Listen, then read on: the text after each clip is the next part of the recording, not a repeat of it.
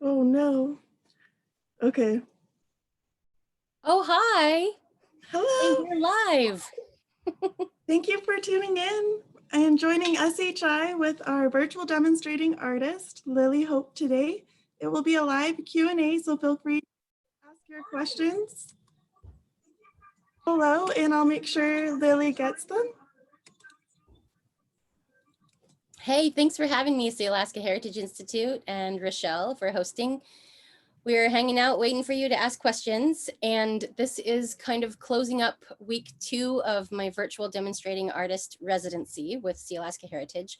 And I've been helping to kind of coordinate or troubleshoot all the, working out the bugs for other future virtual demonstrating artists, because we might be in this for the summer, right? Doing all this virtual stuff. So it's been fun. We've figured out Instagram and Facebook Live and Zoom and YouTube. So thanks for joining us here on YouTube. It's really fun. Yes. Yeah. Lily, I have a question for you. What is that weaving you have behind you there? Oh, this is a little weaving I'm working on. It's for an exhibition that's starting next week. So it's almost done.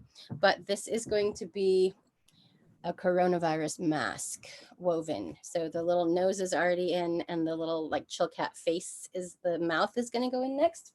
So that's what it's doing. It's there. And so I'm weaving the white space here, and then I'm going to shape the little mouth going all along here. And then of course it comes off and goes over my face right here. Should be really fun. Yeah. Yeah. Oh, that's amazing. Are you going to take photographs of you wearing it when you submit? Oh, awesome. Yeah. What else will you be wearing with it? Oh, good question. I don't know. I haven't chosen the other pieces yet. Maybe some original earrings. Yeah. Oh, nice earrings, Rochelle. Oh, thank you. You mean these? Just an incredible weaver I know named Lily Hope made them. You can check out her website. And if you want your own, you can go to Sealaska Heritage Spotify store. I always call it Spotify. It's Shopify. So Sealaska Heritage Institute store, /store. And you can get your own Lily Hope exclusives. They are the Snow and Fire collection by yours truly, and all of them in red and white. And there's teeny tiny ones and big fan ones and statement ones. So go grab the pair that you love most. Oh, on exclusive, you know what else? Amalga Distillery is about to release these guys and a series of like 6 other ones here in Juneau just this weekend. I think it's actually tomorrow. So that's fun to get the work into the world.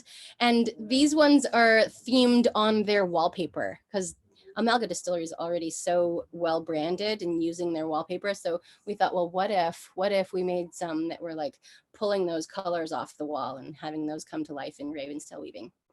Because Ravenstail weaving is also called Northern geometric weaving, and uses a lot of Ravenstail, geometric patterns like from basketry and from nature. So that's pretty fun. So yes, I love Chilkat weaving like this, the little shapes like this where you can weave a mouth, but then weaving the little geometric stuff, you can really see this with those little lightning zigzags and everything. I love them so much. The math involved is so fun. Yeah. I don't sleep much. I make a lot of things and don't sleep much. And I love Netflix. Netflix is my company when I'm up late or awake early. I just put that on and play. Right now I'm watching The Mentalist with that blonde guy. What's that guy's name? I love that. It's so fun. I think the other day I was watching the Tiger King and making some form line design. I like it's all about the balance, right? Yes, I have not seen The Tiger King yet. That's so funny. Yeah. Everyone was telling me to check it out, so I finally did. But how did your collaboration with Amalga Distillery come to be? And do you have any tips for other artists collaborating with different businesses? You know, they did a makers market. Amalga has been so good at supporting the artists in Juneau. They hold like pre shut down, right? They were holding a makers market like every 3 months or so, and a couple during the holidays, like November, December. And the artists who brought work to Amalga Distillery to sell them did better in sales than any other market other than public market, like any other public sales market. So it's hugely successful to pair people with social drinking and purchasing things, because they're like, oh well, I need those pair, and I need that necklace, and I need those, oh these candles, oh this little tiny baby crocheted Yoda, yes I need that so much. I love those baby Yodas. Yes, I'm plugging you. But yes, so that, I think that was kind of exciting to be part of that makers market with Amalga. And then I said, I've always loved your wallpaper. Do you mind if I make a collection that's kind of, inspired by that? And we were actually going to release it in fall time this year.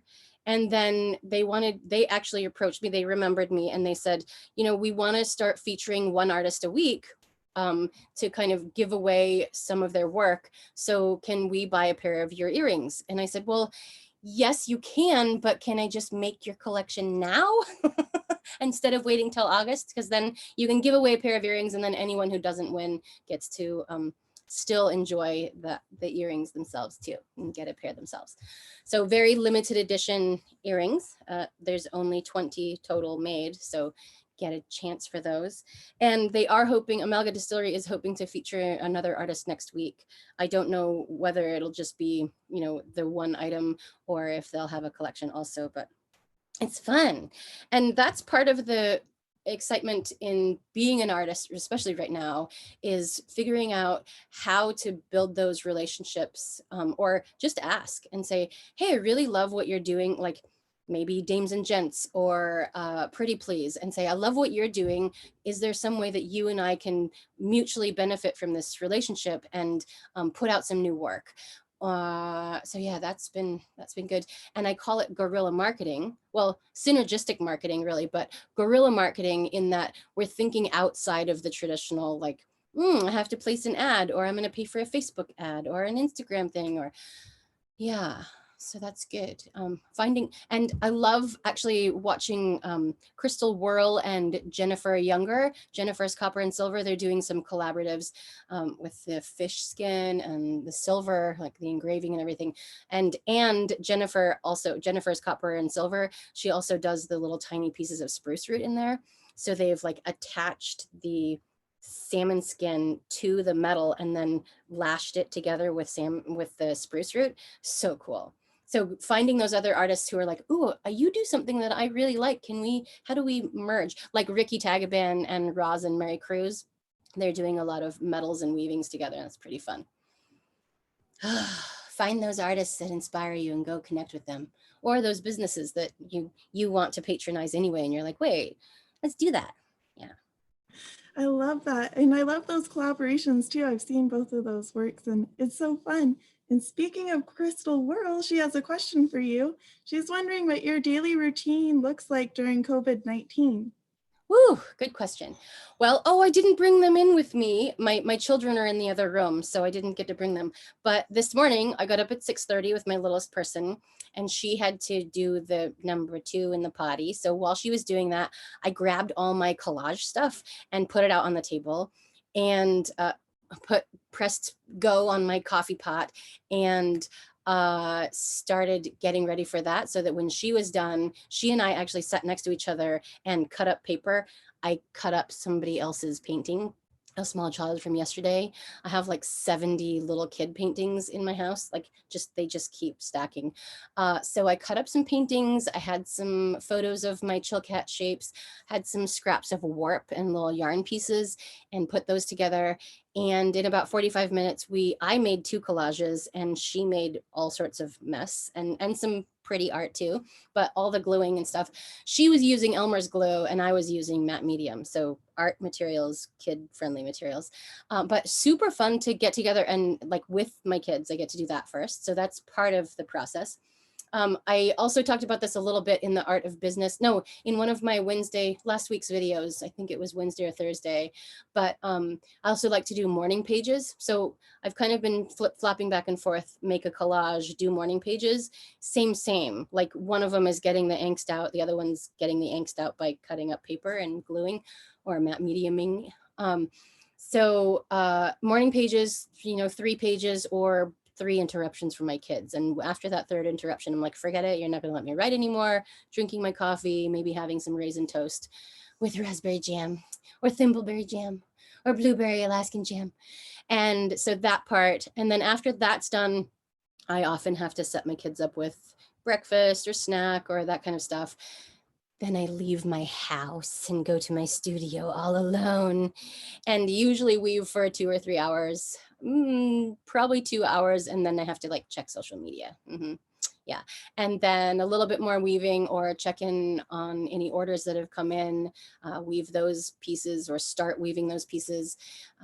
Because my other gig, other than weaving monumental Chilkat blankets, is also weaving earrings. So I have to keep up with those.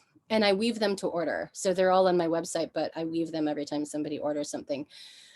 So that's good. It's kind of like doing work you're already paid for, right? That's really nice to have that little bit coming in. And what else, Crystal? Let's see. I'm trying to answer what my flow looks like. Oh, then lunchtime hits, usually noonish, 12:30. I'll go back home, like drive over the bridge and put my littlest people, eat lunch with my kids, which is super cool during the school year of being home. And then put the littlest person to sleep. And I like nurse her to sleep. And then when she's like that little like limp arm totally sleeping, she gets laid down and she sleeps for 2 hours without anybody interrupting her. I'm like, thank you, last child, because all the other ones I had to walk them. No, I didn't walk them in the stroller. Ishmael walked them in the stroller. So it's been magic to have that happen. And then I'll leave again 1:30, 2 o'clock and go weave again for another 2 or 3 hours. And I like to say that I only do admin on like Wednesdays when my studio manager's with me, but that has fallen to the wayside since we can't be together, since we live in different households. So I have spent like probably the first hour of every workday now doing administrative stuff. So yeah, it's not the most productive thing. Like I really like the idea of compartmentalizing and saying Wednesday is my admin day and I don't check my email or like get on social media or update my website or any of that stuff until Wednesdays, but it's not happening right now. And then we try to reserve an entire day, either Saturday or Sunday, where I'm not leaving the house to go to my studio. And I would, let's see. So I try to dedicate one day where I'm not working, at least at my studio. So I might be still like weaving earrings at home for a little while. And then we try to get outside with my kids. And the advice that I got from, I can't remember her name, but Creative Capital did a lecture and they said, it's pretty critical for artists to completely like unplug and like disconnect the art making / like creative process, which you can't really shut your mind off, but they recommend that at least once a week you do something ridiculously relaxing, like go to the beach with 0 work, put your feet up, drink the fizzy izzies, eat the watermelon, put your feet in the water, or spend 6 hours watching Netflix, like not actually making stuff, which is almost impossible. Like I don't know any full-time artist who can like shut that off. Like if there's Netflix on, my hands better be doing something. Like I feel crazy not to be doing something. So yeah. Did that answer your question, Crystal? I hope so. Anyway, yeah, it's intense. So that is all possible because I might feed my kids a breakfast, but then my husband is on lunch and my husband has dinner on the table usually when I walk in the door. Like I'll walk in at 5:30 and help set the table and get kids assembled. So we've switched those roles just since October of last year.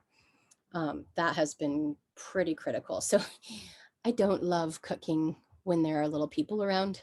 Really love cooking when there aren't people pulling on me and saying, help me open this. Oh no, I need my shoe. Where's my shoe? So yeah, someday I will cook again, but until they are much bigger, maybe. Or they're playing outside for 4 hours and I can cook the thing all the way that I want, like mise en place, right? Put all the things in order and then start cooking. Someday I'll cook again. Yes. Crystal said that answered her question. And then we have another question from Kari Nalia, and she's wondering, what would be your dream weaving project? Ooh, I'm working on it. I mean, I'm literally weaving it now. My dream weaving project. I think we're working on it. No, my dream weaving project would be collaborating with Ricky Tagaban and or one or two other weavers, but weaving a Ravenstail replica of some historic blankets in the world, some of those old Ravenstail ones. And I would weave one row all the way across, and the next artist would weave the exact same row. So we'd be like, it's called dilating, where you like bold the pattern. And there are some that are woven that way, but the row underneath would be exactly the same. So if I started 4 black, 4 white, 4 black, 4 white, that's exactly how the row underneath would go. So it'd be so fast. I mean, so fast. And I would totally take the like blame for if we screwed up the pattern.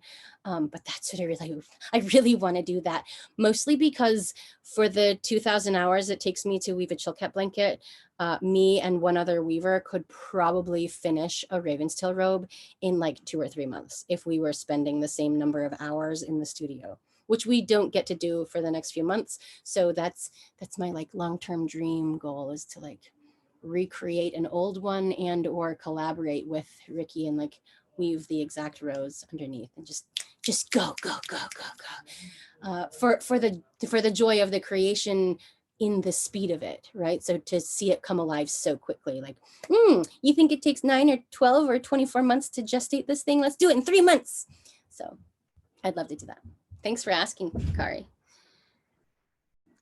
Oh, that's awesome. You know, I just heard a friend told me somebody who wants to accomplish something in 10 years and they try to do it in 6 months, they probably might not accomplish it that soon, but they're going to get a lot farther than somebody who just accepts it's going to take 10 years. Just reminded me of what you said. But I was wondering, do you have any tips to share for people to be self-disciplined and making time to create? Ooh, self-discipline. That is the hardest thing to teach. And I would say this: if you're serious about starting something and or sticking with something, don't beat yourself up if you don't hit your target. So here's the thing. I was trained in Kundalini yoga to teach Kundalini yoga. Love that style of yoga. What's that guy's name? He has an accent. I can see his face. Anyway, it's gonna kill me now what his name is. Anyway, yoga has led me to that practice of like, I know that I should be meditating for 11 to 31 minutes or something like that, but I'm gonna start with 1 or 3 minutes and see if I can keep that going, right? So I'll like tune in, close my eyes for 1 single minute, and then like once that 1 minute is done, of course, I can be like, oh, well, 3 minutes is not that hard. Oh, well, 3 minutes, let's go to 11. But it's the not beating yourself up about not doing the 11 minutes to start, not doing the 31 minutes to start. Do the 1 minute. And once you've done a minute of meditation every day for a week or 2 weeks, then you're like, oh, 3 minutes is no big deal. Let's do that. But here's the thing. If you miss day 6, don't like quit, right? You're starting a new pattern, right? You're starting a new habit, and your subconscious mind is going to try to derail you. So the goal is to not beat yourself up about failing the whole habit making, right? That part.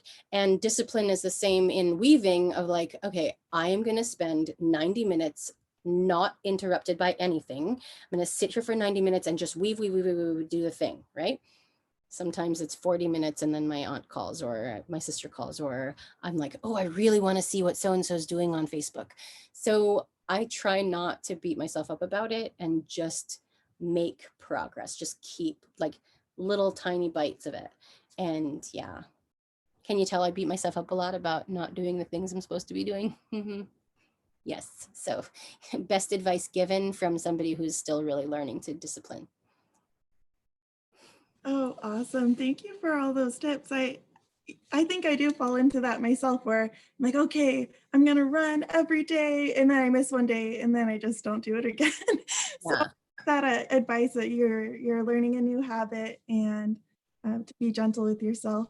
And uh, I have another question here from Lynn Bro, and she's wondering, have you ever thought about making necklaces, or do you want to stick to earrings?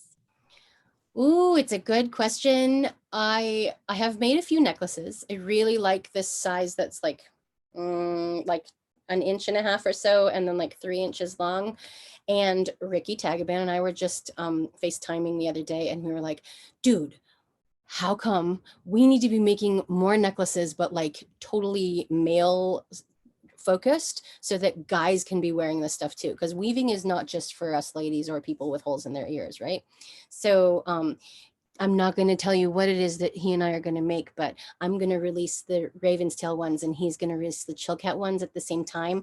And yes, thank you for asking, because we do want to make necklaces and they're going to be popping, popping. So, hey, Ricky, just letting you know, I did a shout out, didn't tell him what we're making, but we better make them now. So yeah, that's coming soon. Oh, wow. I am so excited to see that collaboration. How fun. Well, no, it's not a collaboration. It's Oh, that oh, it's just that I want to do the geometric version and he wants to do the Chilkat version, and we want to like put them in the world at the same time so that people have options and like both of us get to rise together. I'm really about that. Like the people that are closest to me, I want to like grab them, and like as we're going up, or as he or she or whomever is going up, we kind of like help each other rise. Because with one person like Nicholas Glennon getting the press of like, ooh, the most famous Northwest Coast artist, everyone around him who's like connected and in that Northwest Coast world, his work is helping to elevate the whole thing, right? So yeah, that whole thing. oh, Rise wow. up, I rise love that. together. Mm-hmm. Hmm. Yes. We have another question here from Hune Lance Twitchell, and he's asking, speaking of discipline, how do you make sure to get to the finish line with your projects and deadlines? Sometimes that last part seems to be the most challenging. It really is. That is the most challenging. And I have to say that regardless of how much time you think it's gonna take, or uh, how far ahead you think you are, then it comes to those last couple of weeks. Well, it depends on how big your window is, right? But I was just looking back in time, and the robe I wove for Portland Art Museum on the 5th of April, 2017, I had like 9 inches across the entire bottom of the blanket that still needed to be woven, plus the bottom borders. And that was done in 7 weeks, from the 5th of April to the 31st of May when it was handed to Portland. So I looked at my robe, this current one that I'm working on just a couple days ago, and I'm pretty much like, I'm actually like 6 inches from the bottom, but I have more of the vertical border to weave. So almost in the exact same place as the previous robe. And I don't know if I'm any faster at weaving, and I don't have an apprentice right now. So I will not be sleeping for like the last 3 weeks of May. Just know that I won't be doing it. And regardless of what I'm doing right now, weaving 6-7 hours a day, I don't know that it's going to make it any better later. I mean, like, it still takes as many hours as it takes. And yeah, that's a real thing, Hune. Regardless whenever your deadline is, like, this thing is due on Tuesday and it's, still got another 20 hours of work to do. So it's Friday. That's not adding up right. It'll be done. I won't sleep, but it will be done by the time it needs to be done. That's what it is. And I guess that's why I love deadlines as an artist, is to be able to do exactly that, of like, this is due on the 3rd of April. I'm going to get it done. Oh, this is due on the 21st. I'm going to get it done. And it prioritizes the projects that I need to work on and the things that I should be like, those aren't due for another 6 days. Cool. I'll work on this one for 3 days. crazy. That is awesome. Deadlines, because my grandma was just talking to me. She's a weaver too. She has this small Chilkat robe she's been working on for years, but she's just stuck. And then she says, well, look at you, girl. And I have this Ravenstail bag that I started a year ago.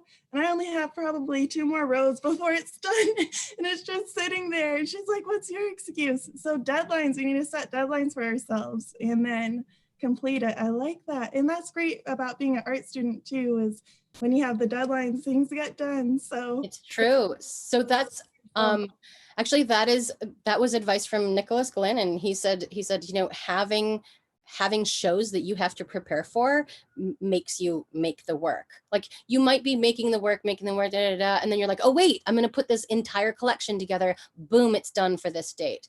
So yeah, having this, and so I've been trying not to stack them too close together. That's a problem of like, something due on the 3rd, something due on the 10th, something due on the, can I have it not due until next month? Thanks. Yeah.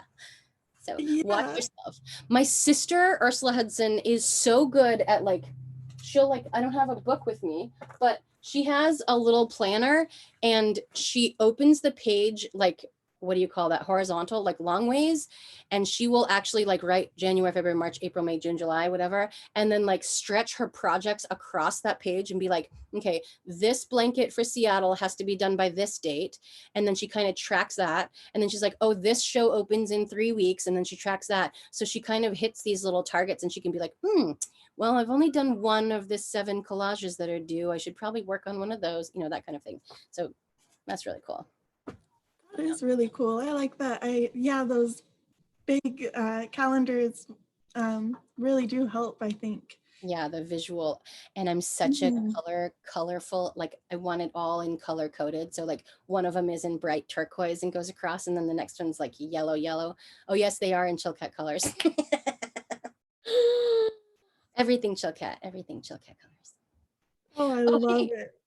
We have a few more questions. The first one is from Lynn Bro, and she's asking, how do artist collaborations happen? And what advice do you have to artists who may be having more anxiety talking to new people and building those relationships? Jump, just jump, jump. So yeah, just ask. That's the most that you can do. And don't be offended if they don't get back to you for a week or 2, or it takes a couple sessions for you to, you know, send a thing like, hey, I sent you an email a couple weeks ago. I don't know if you got it. My name's so-and-so. I live in Alaska. I really like your work. Get specific about exactly what you like. I was thinking about collaborating on this thing with you, especially because you do this and I do this, and wouldn't that be amazing? Can you see it? I'd love to be part of this. If you're interested, let me know, blah, blah, blah. So that, and yeah, just do it. Just jump out of your comfort zone, because you're not gonna, like, kind of like making friends on the playground. You're not gonna get to know that person unless you say, hey, this is who I am. I really like you. Let's do something together. And then wait for them to reply. And most people are pretty generous with their time. Yeah, I love that advice. Just jump in. And that really goes into our next question. Well, it's from Kari Nalia, and she says, you're a storyteller and actor. Do you find that your various art forms feed into each other and inform each other? If so, how? Well, I have to say the best advice that I have gotten, and or the awareness that I got from women of distinction, actually, of all places.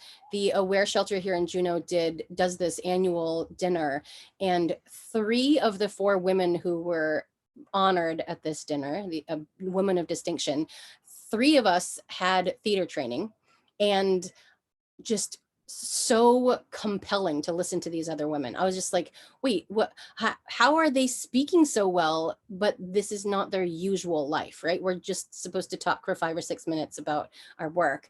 And I was like, oh, that should be like, theatrical training should and was part of a core training for most artists, right? Most people that were like supposed to be talking in public had some sort of theater training. So that has hugely influenced my success in being an artist and doing museum lectures and doing public presentations at universities.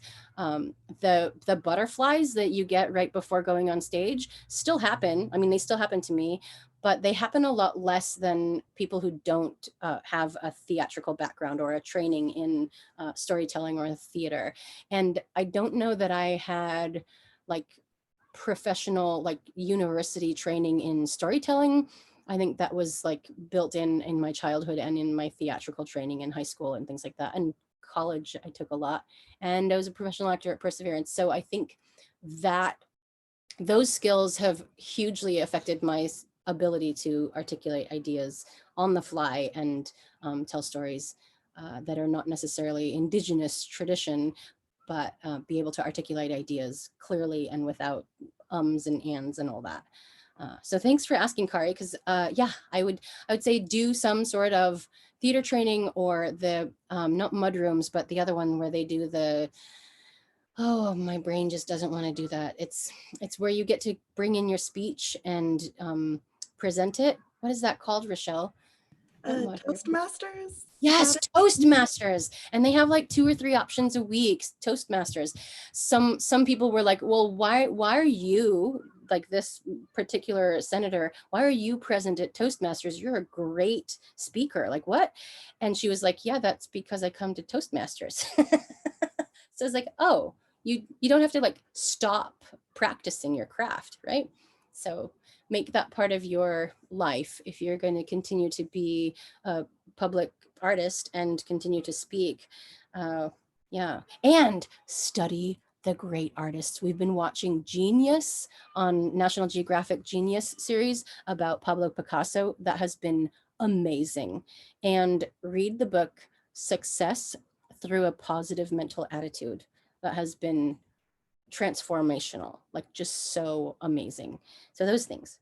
Yes, the short answer is yes, it has affected my art making, art presenting life to have a theatrical storytelling background. Oh, awesome. Thank you so much for sharing. I myself am pretty shy, and I took a class from UAS, acting class, and it really helped break out of my shell because you were being put into different people's perspectives, and then there's so much listening involved when you're connecting with the other person and being in the moment. And it would be so cool if those classes were offered to adults, because I feel like in the community, there's a lot of acting classes for youth these days, but with budget cuts and things, that would be a fun thing to bring in to the world out there. Anyone want to teach some online acting classes for artists? That would be awesome. We have a few more questions here. We have one from Mariah Twitchell, and she says, how do you balance the need for money with the need and desire to make art and family? How do you balance the needs and wants? Ugh. Oh my gosh, that is a huge question, Mariah. How do you balance? That is the whole discipline thing of doing. So you have to, well, ideally you're making money while you're working, right? I mean, the work that you're producing is saleable or sellable. I make a pair of earrings every day. Without fail, I make a pair of earrings, whether someone has purchased them or not purchased them yet. I make a pair of earrings because it's basically like money in my savings account that I know some point in the next month or 2 months, someone will buy that particular pair of earrings. I also make a collage or some sort of little painting or something like that, because that is the same way. Like it may be a really crappy collage, but over the course of the year, I'll have 300 work samples of these collages, and same to the earrings, that I'll have this collection of 300 earrings, which are kind of the bread and butter of my work. Then I will go to my larger projects that are like, this large project is really weighing on my shoulders. Like it's heavy and intense, and I know the deadline is looming and I'm not going to sleep and all that. But if I don't work on it every single day, it's going to be so much worse, like 3 or 4 weeks from now. So it feels like I have to, I talked about this a little bit, but I gift myself with dessert of making a pair of earrings or making a collage. And then I will go do the grunt work, the work that is heavier for me. So that balance. And ideally you're doing work that is paying you. So for like, I'm not going to be paid instantly for a collage, and you know, the making of a pair of earrings is not instant either, but it is money in the bank. And so I've been trying to encourage other artists to think about what is that one item you can make every day. Maybe it takes you 2 or 3 hours. Maybe it only takes you 45 minutes to make a collage or whatever. But what is that one thing you can make every day that is future sellable and or marketable right now? Like if I could take my own photographs, I could take a photograph of every pair of earrings and put it on my website every single day. So think about that one item that you can monetize right now so that it helps you pay your bills while you build the monumental works, or while you build the work that like that your heart is like yearning to build. Make sure you're doing the one thing that puts money in your future savings account, right? So that you can sell later. I said that a few times the same way. But yeah, really, eat dessert first. Make the thing that makes your heart sing first so that you can get to that other work. And then maybe reward yourself at the end and make another pair of earrings or make another collage. Cool. Thanks for asking. Awesome. Great advice, Lily. Yesterday I gave my grandma apple turnover, and then after she's like, "Oh wait, you had dinner?" And I was like, "Yeah, I'm following Lily's advice. You get dessert first." Yay! So I love that advice, figuratively and literally. We Yeah. have another question here from Lynn Bro, and she said that she loved Aware's Women of Distinction event and listening to all of your speeches. It was so moving. What was it like to receive that award? Whew. That was probably the most nervous I've been in a public speech for a decade. It was really unnerving because there are so many amazing women in Juneau and in Southeast Alaska that could have also received that award. And it's kind of a responsibility to keep being a good person and keep doing the good work. So yeah, very, very humbling to be in the company of these other women, and so many former former awardees or women of distinction in the audience, and so many of my mother's generation being witness to it. So yeah, really humbling. And somebody said, "You broke the glass ceiling, Lily." And I was like, "What glass ceiling?" And she goes, "Most women of distinction are older than 40. And I was like, "It's cool. I'll be 40 before they actually give me an award. It's cool." So anyway, silly. That's awesome. Thank you so much for being our first virtual demonstrating artist. It has been such a treat to work with you. What would you say was your favorite part about this first trial run, if you will? Oh, I would say the absence of feeling lonely and isolated. That has been the coolest part, is to connect to the larger world art community, and not feel like I'm working for naught, you know, yeah, the connection. Yeah. Yeah, you've definitely been a light and joy and a great ball of energy that's just filling the world as well as our houses here. Thanks. Thank you so much. Yeah, we're supposed to give you one last thing. Oh, we want you to subscribe, right? So there's a few last, thank you, Rochelle and Sealaska Heritage Institute. We wanted to share that we would like you to subscribe to Sealaska Heritage Institute on YouTube, because next week there's going to be a series of videos coming out from what we recorded this week about the art of business. What's another one that we're doing? Meet the Maker. So a little synopsis of who I am, and then meet a mentor. I got to interview a mentor yesterday and film it. It was so fun. So you get to watch those next week. And if you subscribe here on YouTube, then you get a little notification every time Sealaska Heritage posts a new video. And the idea is to have a series of these Meet the Maker videos throughout the summer, so you can get to know other artists here in Southeast and down the coast, Northwest Coast artists.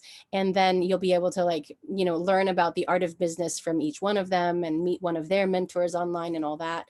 And we wanted you to mix up a little word. We did a word scramble last week, and it was that last week's sentence was Chilkat designs use adapted formline.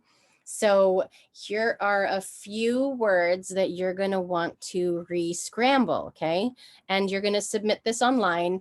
So one of the words that you're going to need is Ravenstail, surprise. And another word you're going to need is geometric. And another word you're going to need is northern. And another one you'll need is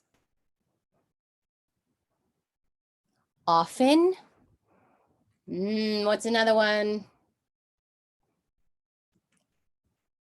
Weaving. And the word is called. And then the very, very last word is is. Okay, so did you get all those words? You're gonna have to take them all down and rearrange them a little, scramble, and figure out what the sentence is that I was trying to construct. We were doing that once a day last week, but we thought, let's give you a little word scramble. So you're gonna rearrange those to possibly make a sentence that makes sense, hopefully.